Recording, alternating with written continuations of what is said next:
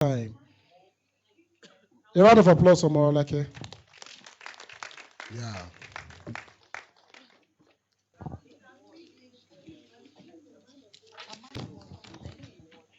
Wow. Good afternoon. I'm super excited to be here today. I mean, look at this room. Well decorated, everyone looking gorgeous. I mean, the women in the house is just so awesome. Woo! And of course, the men in the house also. Okay, first, I would like to say thank you so much to HR for putting this International Women's Day celebration together. I mean, we are very busy people, and it takes a whole lot of effort to be able to put this kind of program together, before you get the committee together, before we think about what to do and all of that. So, thank you so much. I was busy itemizing my goal for the day, thinking about this program and all of that.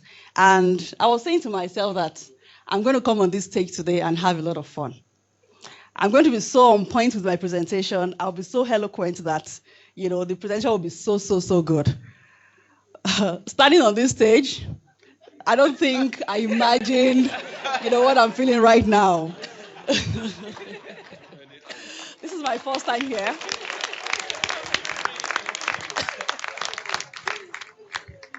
This is my first time on this podium and certainly my first time of addressing the Chemonics team. That's amazing. For the benefit of those that don't know me, I think Babayeju. I am a statistician, a data analyst, and an M&E professional. Thank you so much for this opportunity. I do not take it for granted.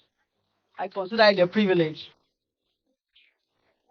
Okay, so I'm going to start by telling a short story. Early in my marriage, there was a day my spouse and I were having a conversation at home. It was quite intense. I think at some point I was trying to explain something to him. I was really engaged in that conversation. And he just went quiet at some point. And then he asked me a question. He said, Moralake, if you were asked to describe yourself, or if someone was asked to describe you, what do you think that description will be? Do you think you've lived a certain way well enough for somebody to be able to say, this is who you are, this is what you like to do, this is what you stand for? I was, to me, that question was quite easy that day. I was so excited to answer him. I said, oh, yeah, of course. This is what I am. This is what I like to do, blah, blah, blah, blah, blah, and all of that. I was really happy with myself. I thought, yeah, I gave him the answer that I needed. So fast forward to about a week or two after that conversation, I was having a me time and I was reflecting on our subject of discussion that day. And then it hit me that my response to that question had nothing to do with me. It was all external, what I do for people, how I support people's dreams, and all of that. It was absolutely nothing to do with me. I'm sure if I had the same question in this room today, the responses I'm going to be getting from most of us here is going to be the same, with the exception of the men, because, my thinking coming here was about women. And I'm sure you asked me why. Why would my response be the same as yours? We have our different experiences, we have our different our drives and all of that are not the same. So why would the response be the same? Because there's a fundamental thing that connects us all. We're all women. And for us as women, we care. We are caregivers. We nurture. We, we are providers. We are prayer warriors. We are housekeepers. We are. At this point, we even deserve a round of applause for all the things that we do to make the world go round. I can't imagine a world without women. Perhaps by now, the men would have crashed everything to ground zero. No offense. So there is this stereotypical idea that a woman should be responsible for so many things. And in our different capacities, we try to do these things, taking care of our children, taking care of our spouses, making sure that our oldies are doing fine and all of so many things that we do. We struggle with these things. And, they're quite difficult to achieve, It's tasking to do all of those things and still be able to stand and remember yourself. It's quite a lot. So I think the point I'm trying to make here today is self-care. As simple as. So self-care, I will say that it's very okay for us to be selfish sometimes. It's very important for us to take care of ourselves, to give ourselves some me time, that this is for me, I just have to do it. Because what is good for us is good for every other person around us. It's good for the loved ones that we are trying to support, we are trying to help achieve their dreams and all of that. Because let's look at it together. I don't think there's anyone in this room that likes to be around people that are hungry, people that are, always nagging, people that wrong. I'm not sure there's anyone in this room. I would appreciate, show of hands if there's anyone in this room that loves to be around those kind of people. So this is what happens when we don't. So it's very important for us to take care of ourselves. And I'm saying this because I've lived both lives to know the difference. I love music. I'm a music enthusiast. I am very eclectic about music. I listen to all sorts of music. And, after I got married and started having kids, I realized that, it was as if that aspect of my life was just, crashed. Like, okay, this doesn't exist anymore. I got so busy that I didn't even remember that music still exists in the world. So what I didn't know at the time was music was actually my energizer. It was the reason I was functioning the way I did before I got married. It was the reason I was vibrant enough for somebody to even see me and say, oh, I think I like this woman, I think I want to marry her. So now imagine neglecting that aspect of my life because I got so busy. You can think about it. So I'm not saying it has to be music, but it's very important for us as women to identify that thing that we love so much, that's the karma in our life, so that we engage ourselves, doing those things, and we place the same priority on those things that we place on every other thing that we do, every other support that we give to our friends, our family, our spouses, our children, and all of that. As a matter of fact, we should create a non-cancellation appointment to do these things at the frequency that we've set for ourselves to achieve these things. They are very difficult. I agree with you. I'm sure someone here might be thinking, what's time for that? Yeah, time is tight, I agree. But this is the only medicine for sustainability. If we don't find that thing that we love to do, something that has to do with us and not, okay, my children, my husband, my family, it's just important that we get that thing. So how well do we sleep to even start with? How well do we sleep? Do we sometimes even think about, what?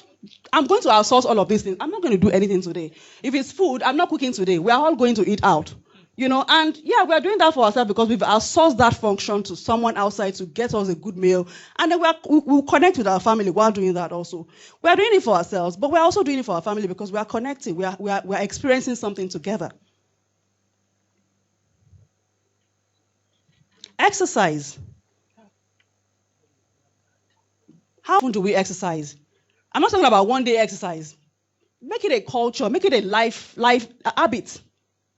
They are difficult, but we need to put that in our everyday, our schedule, because if it's just something we are thinking about, it's not going to happen.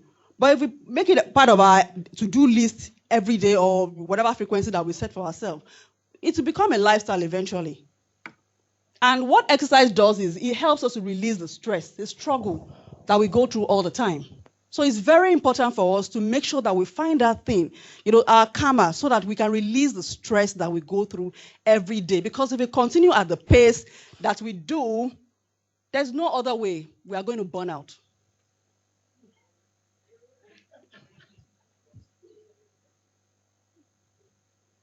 Network. Who are the people in our circle of influence?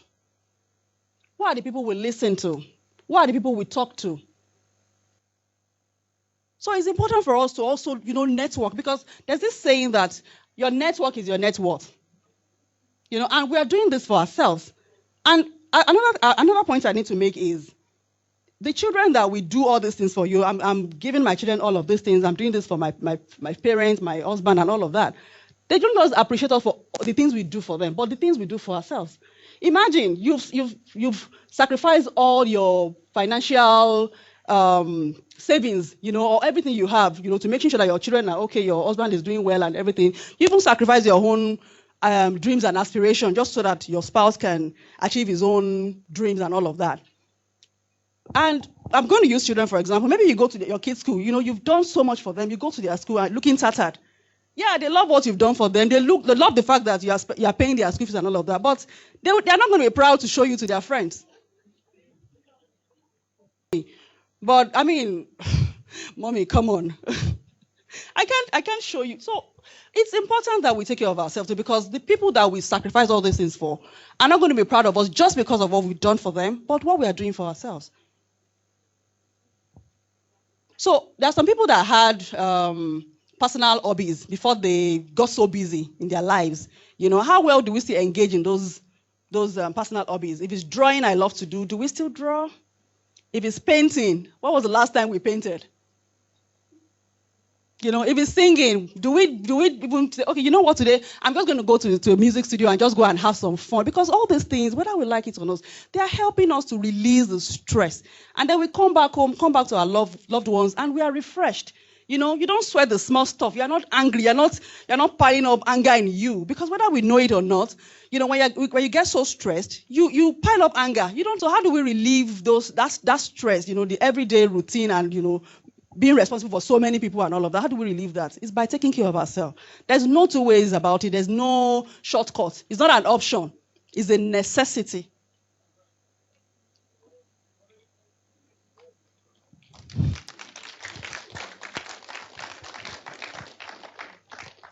So I'm going to be saying that, you know, taking care of ourselves, self-care, is actually giving the world, giving our loved ones the best of us and not what is left of us.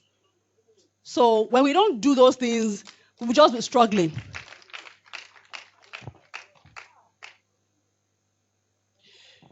Okay, so I'm going to be, I think my time is up here, but I hope I've been able to make, you know.